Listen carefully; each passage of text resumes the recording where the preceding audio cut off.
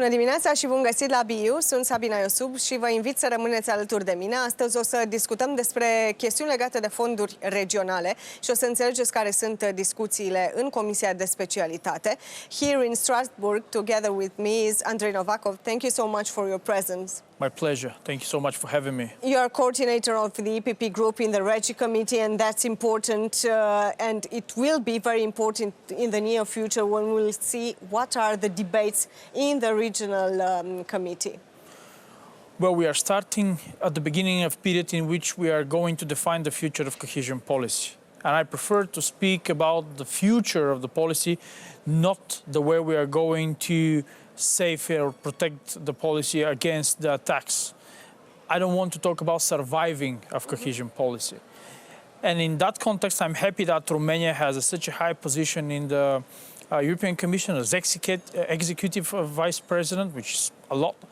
Meanwhile, the Bulgarian candidate took the innovation, Madam Ekaterina Zakharieva. So this duo of two ladies from our region could impact a lot in that direction. So unfortunately, and I'm using the chance now to express my condolences to the families affected by the floods in Romania, natural disasters will be in the core of the cohesion policy as well, because it's not serious telling people that Solidarity Fund will react in 1 year with 5% of the damages. Nobody will understand that. So we need an instrument which is going to help people when necessary and with significant amount of the damages. Because see what is going on. It's half of Europe.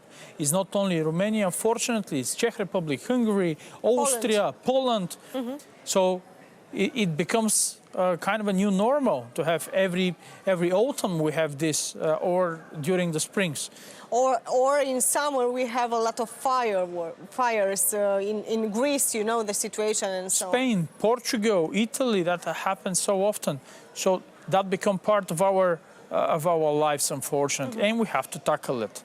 So we could not miss another crisis like the COVID at the very beginning to let people think that the European Union is not there. We have to be present. We have to be adaptive.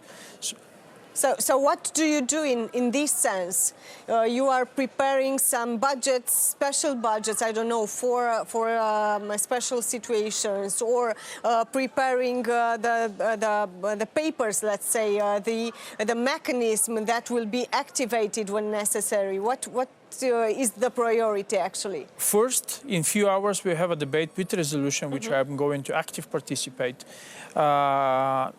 We have to address that issue. First, the people know that we care, and the second, to change that Solidarity Fund. First, to increase the budget. Second, to speed up the procedure. Because 1 year is not serious, even 6 months is not serious. This is what we are going to do. At least my efforts will be towards that direction. And we have to open that instrument for every member state, just like the cohesion policy we should open to every member state, because I'm tired of explaining that not only Bulgaria and Romania are benefiting from this policy, it's actually a benefit for the rest of Europe. It's important to focus on things that will be part of the change, things that will help in special situations the people. But if we are extracting ourselves from the special situations and we are looking in general at the situation of the regional committee and our countries that are supposed to be to be the first beneficiaries of the cohesion policy and the regional fund, what is the future? What is actually the future for this type of policy, for these types of funds? And I'm basing this question on the late discussions about knocking out, let's say, the cohesion funds. I have hope, because the things looks even worse a few months ago.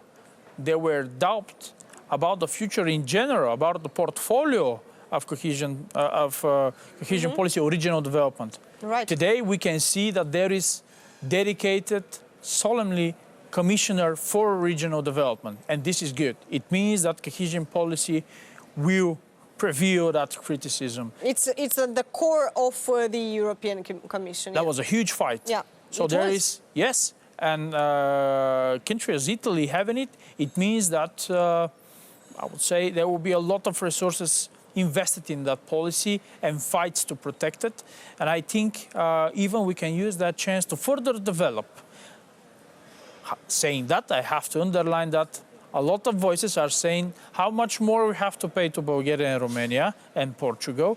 So I think that kind of efforts will result in something. Probably instruments like Recovery and Resilience Fund will become part of the mix of the funding. So we have to accept that part of the funding will be revolving. We have to pay it back. However, that could be used just for some part of the investments, for something that could gain some profit and pay it back. Road, railways, or tunnel. But when it comes to park or kindergarten, you cannot expect profit from the kindergarten somewhere in Romania or in Portugal. So you do it because it's good for the people, and this is what Europe should do. And see the geopolitical context, see what is going on in Russia, what is going on in US. And in that complicated world that is changing every day, Europe could not afford to abdicate and let people do themselves. We have to be present in every community, in every city. Every citizen should know what is Europe doing. The road, the highway, the airport, the water supply system, that kind of stuff. How is Bulgaria doing right now in terms of living, actually? Could be worse. We're struggling with the political crisis at the moment, which is You're struggling for some months now, yeah. Almost 3 years, I have to say. Yeah, actually, yeah. I have to say, and I'm happy that at the moment we have, as the leading party, the one that I participate in with the leader as a former Prime Minister, Boyko Borisov. I hope that the dialogue that he is proposing and the readiness to participate and to cooperate is something that will pull us from that crisis. I believe in that. I'm asking you, how are you doing in Bulgaria? Because unfortunately, and we have to be honest, especially with our viewers, unfortunately, we are competing for the last place in Europe, Romania and Bulgaria, in terms of living, in terms of how people are managing to I don't know, be more and more, be better and better in every day. So, what should you do, in your opinion, in order to not be the last one in the European Union? The problem is not neither in Brussels or in Strasbourg. What I would like to say to the people in Romania and both in Bulgaria, we will be respected here as much as we respected ourselves. At the moment we stop talking about this and start solving these issues, the things will change. I have to say that the problems that are part of our agenda in Bulgaria and Romania are not strange to the countries like Germany and Austria. See what is happening. They're closing factories of one of the biggest automotive companies in the country. So they have their problems. But this is not a label of the country itself. We have to start talking about the positive sides of Bulgaria and Romania. And yes, we have to overcome a pedigree of 50 years of communism and dictatorship, which kills a free spirit and entrepreneurship. And yes, we're doing very well having in mind what happened to us. Well, it's very difficult to explain this to someone who is living in Amsterdam, that drones are following and mines are coming to our countries from the war. You know, this is not the way you're feeling in Lisbon, let's say, or in Amsterdam, but we're doing that, and we're protecting our borders. We're not letting immigrants get in with the cost of lives. At least that happened in Bulgaria. So we have so much to be proud of, and it's up to us to work and to get the most out of this union and show that we are not second-hand people. It's up to us. We are not. We are not. This is why we'll fight for Schengen, for that hard. I am not accepting this kind of behavior. We're not hostages of Austria or anybody else. So as much as we start respecting ourselves as they do in Germany and Austria, I think that things will change rapidly. And we have so much to be proud of. Having in mind what happened in the 90s with Bulgaria and Romania, I don't want to start talking about what has been broadcasted about Ceausescu in Bulgaria in 1991 or 90s, the early 90. So, and being now at the state you are, and I've been in Cluj-Napoca, you have great university center. MEO Boc is doing great job there. So innovations are growing. You're inventing things and you're selling it abroad. And this is a good stuff. So, but I hope that this program is, I know it's watched a lot in Romania, but I hope that people in the government is watching. Romania is bordering European Union, not only west, but south as well. We need more bridges over Danube. Let's hope that we will build them up together. Is Bulgaria more respected in the last years at the European level, in your opinion, more powerful as it was before? You have executive vice president of the European Commission. That doesn't happen every day. And 2 vice presidents of the European Parliament. Yes.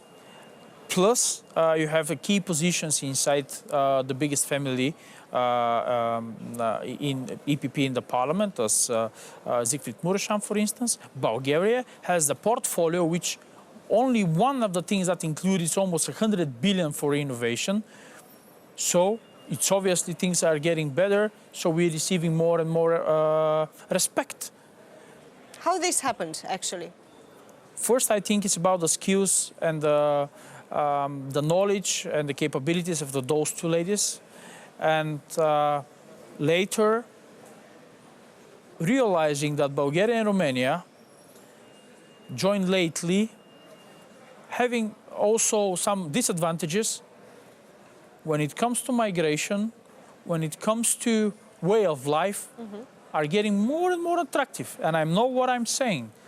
A lot of people are coming back to our countries because you can live more peacefully and quietly. I feel safer during the night in Sofia rather than Brussels. Why? Because in Sofia you are closer to the war, for example. Still, the order that we have, the control on the borders is more strict. See what happened. Even though we are not part of the Schengen in terms of terrestrial. I don't want to use for political purposes what happened in Solingen, but it happened. And it's not the first time that that thing happened. Maybe if we have to compare the migration policy of Bulgaria and Romania and this in France and Germany, is not that wonder why people decide to go back and feel safer in Bulgaria and Romania, or let's say in general in East. Thank you so much for this discussion. It's always a pleasure. You are always pointing things out, and we will meet again.